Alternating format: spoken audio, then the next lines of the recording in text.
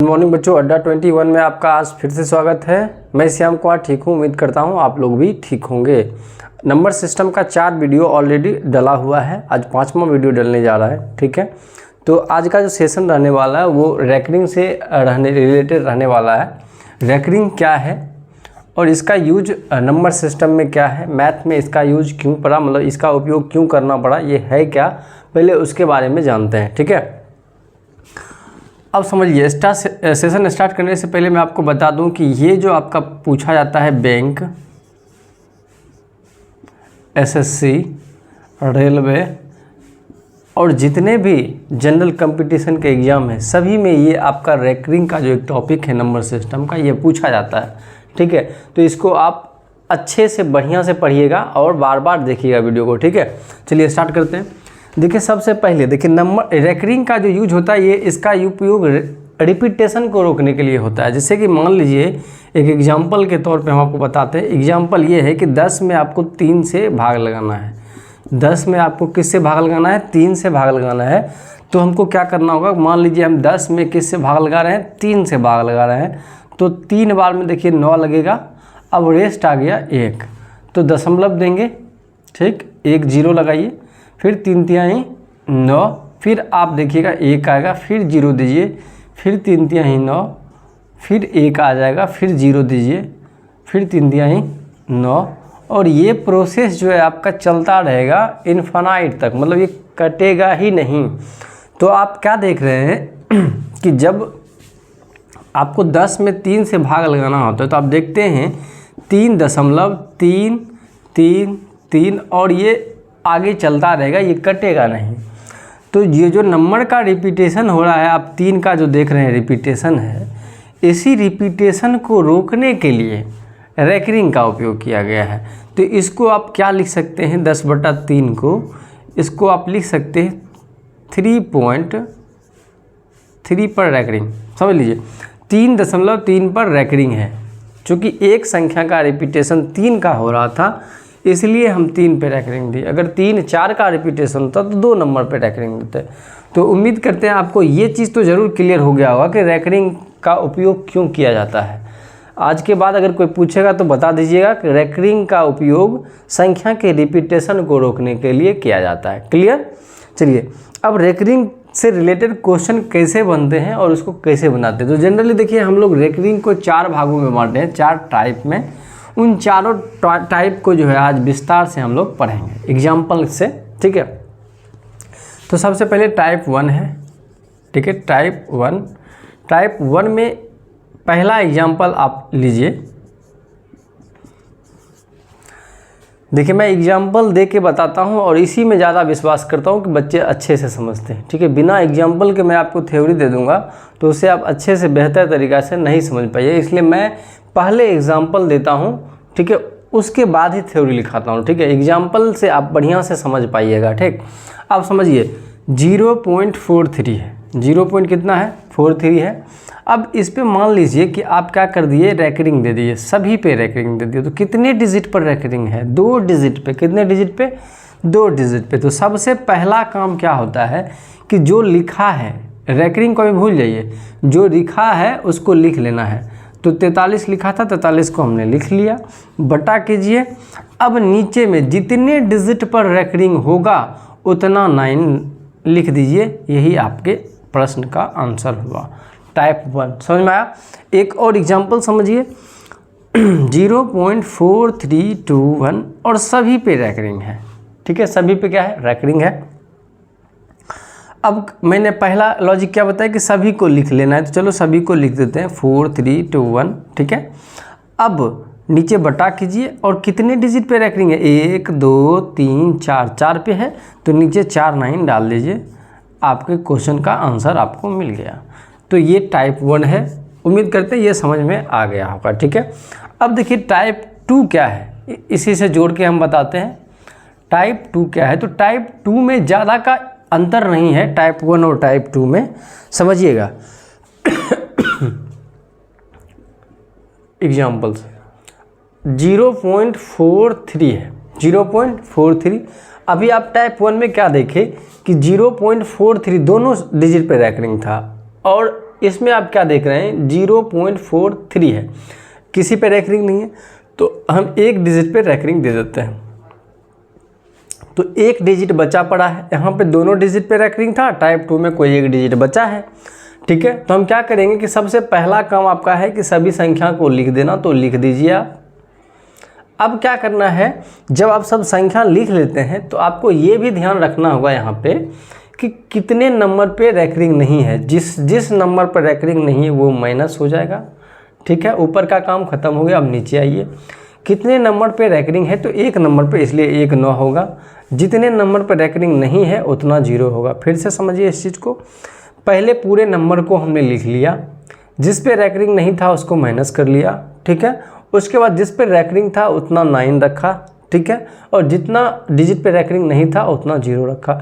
इसको अगर आप सॉल्व कीजिएगा तो ये 39 अपॉन में 90 आ जाएगा। ठीक है, तो यही आपके प्रश्न का आंसर हुआ। याद रखिए, अगर आपका फ्रैक्शन कटने वाला है तो उसको काट भी सकते हैं। देखिए जैसे कि यहाँ कटेगा 13 तिया 39, 30 तिया ही 90, तो ये फाइनल होगा कितना 13/30।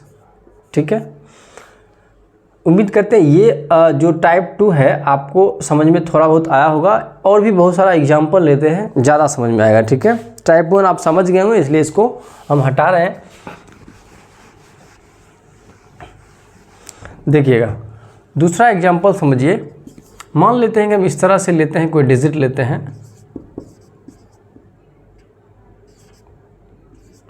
ठीक है, अब इसमें क्या, यहाँ पे 42 कर लीजिए, रहने दीजिए कुछ भी।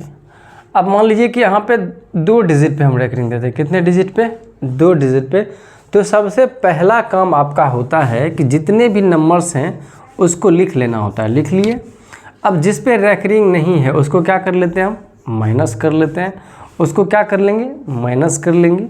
जितने भी नंबर पे रैंक रिंग है, कितने, 2 डिजिट पे, तो 2 9 आएगा। जिस पे रैंक रिंग नहीं है, कितने नंबर पे रैंक रिंग नहीं है, 2 नंबर पे, तो 2 0 हो जाएगा। अब इसको सॉल्व कीजिएगा तो देखिए 12 में 3 जाएगा तो 9 बचेगा। ये इसको कैरी दिया 1 1 में मतलब 12 में से 3 गया तो 9, ये बच गया 3, यानी ये इसको कैरी देगा। अब तो 13 में से 4 गया तो फिर 9, यहाँ बच गया 2 और यहाँ बच गया 4। नीचे में कितना, 9900। तो उम्मीद करते हैं टाइप 2 का भी कॉन्सेप्ट आपका क्लियर हो गया होगा। ठीक है, अभी तक टाइप 1 और टाइप 2 में आपने क्या देखा कि दशमलव के जो लेफ्ट साइड वाला पार्ट है वो 0 है। यहाँ भी आपने देखा 0 है, और टाइप 1 में भी आपने देखा था 0 है। ठीक है, लेकिन अब टाइप 3 में क्या होगा कि दशमलव के इस साइड 0 नहीं होकर कोई डिजिट होगा। 0 नहीं हो, क्या होगा, कोई डिजिट होगा। तो उसके बारे में पढ़ते हैं, आइए।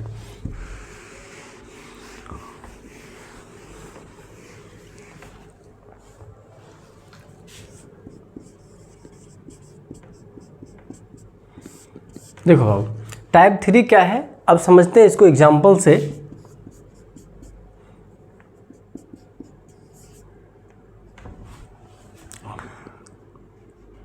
.43 एक एग्जाम्पल ले लिए हम, और मान लेते हैं इसके दोनों डिजिट पे रैंक रिंग है। तो इसको कैसे सॉल्व करेंगे, देखिए इसको 2 तरीक़ा से हम सॉल्व कर सकते हैं। पहला तरीका थोड़ा सा लंबा होता है, ठीक है, फिर भी उसको भी सीखिए आप। डेसिमल के इस साइड जो आता है लेफ़्ट साइड, उसको होल यानी कि पूर्णांक में रखते हैं। जो बच गया 43 उसको यहाँ आप लिखिए। कितने नंबर पे क्या बोलते हैं रैंक रिंग है, 2, तो 2 9 लिखिए। ठीक है, इसको और सॉल्व कीजिएगा तो आपको पता है कि ये 2 के साथ 99 गुना में जाएगा और ये 43 प्लस में होगा। तो 2 गुना 99 अब प्लस 43 आप लिखिएगा बटा में 99। ठीक है, इसको सॉल्व कीजिएगा तो देखिए 9 दूनी 18, 9 दूनी 18 1 19 प्लस 43 बटा 99। ठीक है, इसको और सॉल्व कीजिएगा तो 8 और 3 11 हो जाएगा, 9 और 4 13 1 14 हो जाएगा, 1 1 2 हो जाएगा। ठीक है, अब बटा में 99 हो जाएगा। तो इसको आपने 1 2 3 और 4 स्टेप में सॉल्व किया, यानी एक प्रश्न को आपने, जबकि ये छोटा प्रश्न था और फिर भी हमको कितने स्टेप लग गए, 4 स्टेप लग गए। ठीक है, ये आपका पहला मेथड था ठीक है, पहला मेथड था। ठीक, तो फिर से इसको समझिए कि जो नंबर है दशमलव के इस साइड है वो पूर्णांक में चला जाएगा, जो बच गया उसको होल में रखिए। 43 कितने डिजिट पर रेकरिंग है तो 2, तो 2 9 नीचे रखे। इसको सॉल्व करेंगे, देखिए 99 2 से गुना होकर 43 में जुटेगा, नीचे में 99 रहेगा, उसको सॉल्व कीजिएगा तो 241/99 आएगा। लेकिन हमको पहले मेथड से नहीं बनाना है, हमेशा आपको बनाना है सेकेंड मेथड से। तो देखिए सेकेंड मेथड इसका क्या है वो समझते हैं हम। सेकेंड मेथड कितना भी भारी क्वेश्चन हो, कितना भी ज़्यादा लंबा हो इसमें क्वेश्चन, तो आप आराम से बना लीजिए। उसको बनाते कैसे सबसे पहले वो समझते हैं। देखिए सेम क्वेश्चन है, मैं यहाँ इसको लिख दे रहा हूँ 2.43 इस पर रेकरिंग है। अब समझिए इसको जब हम बनाते हैं तो जैसे लिखा हुआ है उसी तरह पूरा का पूरा आप लिख दीजिए। ठीक है, जैसे लिखा हुआ है पूरा का पूरा आप लिख दीजिए। अब दशमलव के इस साइड जो है उसको माइनस कर लीजिए, उसको क्या कर लीजिए आप माइनस कर लीजिए। जिस पर रेकरिंग है उतना नीचे 9 रख दीजिए और इसको आप सॉल्व कर लीजिए तो 241 बटा क्या हो गया 99। देखिए सेम आंसर आया है। ठीक है, तो हमको जब भी ऐसा क्वेश्चन बनाना होगा तो क्या करेंगे बाबू, सेकेंड मेथड से ही बनाएंगे। फर्स्ट मेथड आपके नॉलेज के लिए है क्यों ऐसा हुआ, ठीक है, लेकिन सेकेंड मेथड आपके एग्ज़ाम के लिए है, आपके एग्ज़ाम में समय की बचत करेगी, इसलिए इसी मेथड से बनाना है। फिर से समझिए, जो नंबर था मैंने उसको क्या किया लिख दिया। ठीक है, जिस पे रेकरिंग नहीं था उसको मैंने माइनस कर लिया और जिस पे रेकरिंग था उतना 9 लिख दिया मैंने। याद रखिए, आपके मन होगा कि सर जिस पे रेकरिंग नहीं होता उसके लिए तो हम 0 देते हैं, लेकिन 0 तब देते हैं जब दशमलव के राइट साइड में कोई डिजिट बचता है।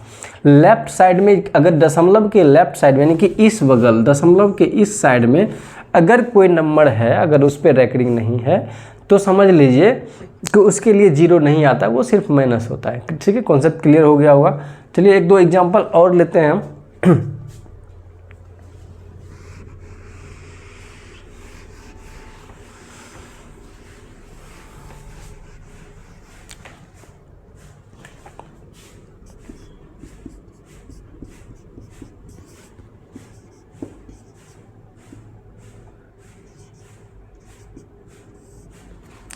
चलिए देखिए, इसको जब हम सॉल्व करेंगे तो सबसे पहला लॉजिक हमने क्या बताया था कि सभी नंबर को लिख लेना है, तो लिख लेते हैं 4 3 4 5। ठीक है, जिस पे रेकरिंग नहीं है उसको माइनस कर लेना होता है, बाकी जिस पे रेकरिंग है उतना 9 नीचे रखना होता है। ठीक है, अब इसको सॉल्व कीजिएगा।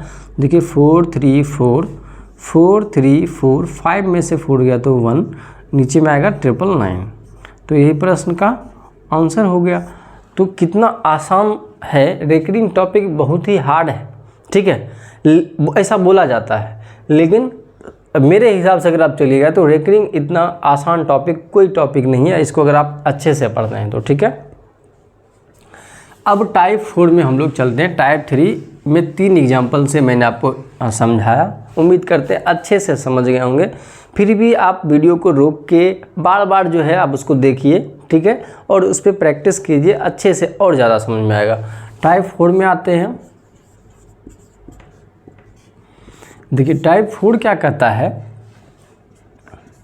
एग्जाम्पल से समझते हैं।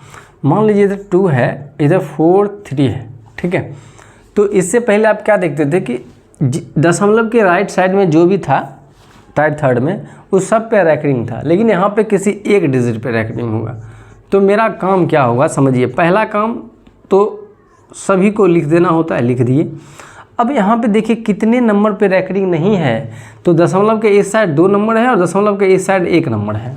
सॉरी, दशमलव के इस साइड भी 1 नंबर है और दशमलव के इस साइड भी 1 नंबर है, मतलब दोनों मिला दीजिएगा तो 24 हो जाएगा। तो 24 माइनस कर लेंगे। ठीक है, कितने पे रेकरिंग है, 1 डिजिट पे रेकरिंग है तो 1 9 आएगा। दशमलव के इस साइड ऐसा कितना नंबर है जिस पे रेकरिंग नहीं है, 1, तो 1 0 देंगे। ठीक है, अब इसको सॉल्व कर लीजिए। देखिए इसको ये 4 कैरी करेगा 1, तो मतलब 13 हो जाएगा। 13 में से 4 जाएगा तो 9, यानी कि 13 में से 9 गया, सॉरी 4 गया तो 9 बच गया।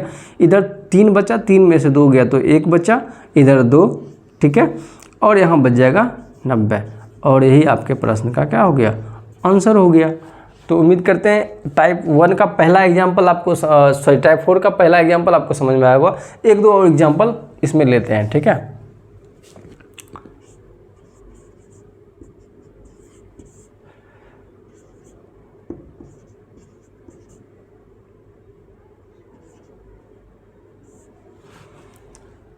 देखिए इसको सॉल्व करते हैं। सबसे पहला काम आपका क्या होता है कि सभी को लिख देना, तो लिख देते हैं 3 4 3 2 4। जिस पे रैकरिंग नहीं है, देखिए 3 4 3 पे रैकरिंग नहीं है तो माइनस कर लीजिए, 3 4 3 माइनस कर लिए। किस पर रैकरिंग है, ये 2 डिजिट पे रैकरिंग है तो 99 आएगा, ठीक है। और दशमलव के इस साइड कितने नंबर पे रैकरिंग नहीं है, 2 नंबर पे, तो 2 0 आएगा, ठीक है। इसको सॉल्व कीजिएगा तो समझिए 4 में से 3 गया तो बचेगा 1, 2 में से 4 तो जाएगा नहीं तो ये इसको कैरी करेगा, 12 में से 4 गया तो मतलब 12 में से 4 गया तो ये 8 बचेगा, ठीक है। बचेगा इधर यहाँ 2, ये इसको कैरी करेगा मतलब 12 बचेगा, 12 में से 3 गया तो 9, ठीक है। अब यहाँ बचेगा 3 और यहाँ भी बचेगा 3, नीचे आप डबल लाइन कर लीजिए, यही आपके प्रश्न का क्या हो गया, आंसर हो गया। तो उम्मीद करते हैं रैकरिंग का सेशन आपको बहुत अच्छा लगा होगा। 4 टाइप मैंने आपको रैकरिंग में बताया, ठीक है। रैकरिंग का यूज कहाँ होता है, रैकरिंग में कितने टाइप्स होते हैं, वो सबको मैंने आपको एग्जाम्पल से अच्छे से समझाया है। यदि आपको आज का सेशन अच्छा लगा होगा तो अपने दोस्तों को शेयर कीजिए और आप भी इसका अच्छे से लाभ उठाइए। और मेरे चैनल पर नए हैं तो प्लीज़ सब्सक्राइब कर लीजिए ताकि नेक्स्ट वीडियो का नोटिफिकेशन आपको मिलता रहे। आज के लिए इतना ही। जय हिंद।